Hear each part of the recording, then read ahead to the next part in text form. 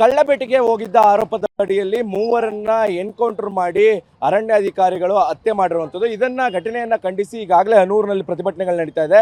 ಈ ಒಂದು ದೃಶ್ಯದಲ್ಲಿ ನೋಡ್ಬೋದು, ಒಂದು ಕಡೆ ಪ್ರತಿಭಟನೆಗಳು ನಡೀತಾ ಇರುವಂಥದ್ದು, ಮತ್ತೊಂದು ಕಡೆ ಮಲೆ ಮಹದೇಶ್ವರ ಬೆಟ್ಟಕ್ಕೆ ಹೋಗುವಂಥ ರಸ್ತೆಯನ್ನು ಸಂಪೂರ್ಣವಾಗಿ ಬಂದ್ ಮಾಡಿ ಈ ಒಂದು ಪ್ರತಿಭಟನೆಯನ್ನು ಮಾಡ್ತಾ ಇರುವಂಥದ್ದು.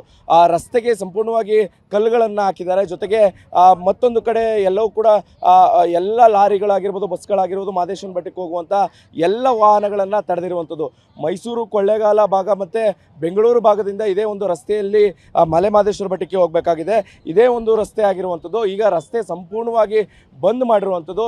ಇದು ನಕಲಿ ಎನ್ಕೌಂಟರ್. ಈ ಒಂದು ನಕಲಿ ಎನ್ಕೌಂಟರ್ನ ವಿರುದ್ಧವಾಗಿ ನಾವು ಪ್ರತಿಭಟನೆ ಮಾಡ್ತಾ ಇದ್ದೇವೆ ಅನ್ನುವಂಥ ನಿಟ್ಟಿನಲ್ಲಿ ಎಲ್ಲರೂ ಕೂಡ ಒಂದು ಪೋಸ್ಟರ್ ಮತ್ತು ಬ್ಯಾನರನ್ನು ಹಾಕಿರುವಂಥದ್ದು. ಯಾಕಂದರೆ ನಿರಂತರವಾಗಿ ಈ ಒಂದು ಪ್ರದೇಶದಲ್ಲಿ ಈ ರೀತಿಯಾದಂಥ ಘಟನೆಗಳು ನಡೀತಾ ಇದೆ. ಸಾಮಾನ್ಯವಾಗಿ ವನ್ಯಜೀವಿ ಮತ್ತು ಮಾನವ ಸಂಘರ್ಷ ಹನೂರು ಭಾಗದಲ್ಲಿ ಹೆಚ್ಚಿರುವಂಥದ್ದು.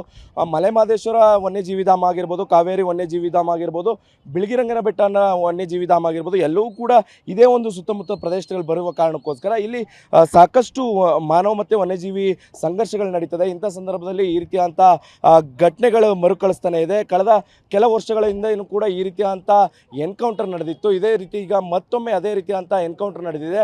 ಇದು ಒಂದು ರೀತಿಯಲ್ಲಿ ಫೇಕ್ ಎನ್ಕೌಂಟರ್ ಆಗಿದೆ ಅನ್ನುವಂಥದ್ದು ಇವರ ಆರೋಪ ಆಗಿರುವಂಥದ್ದು. ಯಾಕಂದರೆ ಯಾರನ್ನೂ ಕೂಡ ಹತ್ಯೆ ಮಾಡ್ಬೋದು, ಕೇವಲ ಅವ್ರನ್ನ ಕಳ್ಳಬೇಟೆಗೆ ಹೋಗಿದ್ರು ನಿಜಕ್ಕೂ ಅವ್ರನ್ನ ಹಿಡಿದು ಅವ್ರನ್ನ ಶಿಕ್ಷೆ ಕೊಡ್ಬೋದಾಗಿತ್ತು. ಆದರೆ ಅದರ ಹೊರತುಪಡಿಸಿ ಇವ್ರಿಗೆ ಹತ್ಯೆ ಮಾಡುವಂಥ ಕೆಲಸ ಮಾಡಿದ್ದಾರೆ ಅನ್ನುವಂಥದ್ದು ಇವರ ಆರೋಪ ಆಗಿರುವಂಥದ್ದು. ಇದೇ ಒಂದು ವಿಚಾರವನ್ನು ಇಟ್ಕೊಂಡು ಈಗ ಪ್ರತಿಭಟನೆ ಮಾಡ್ತಾ ಇದ್ದಾರೆ.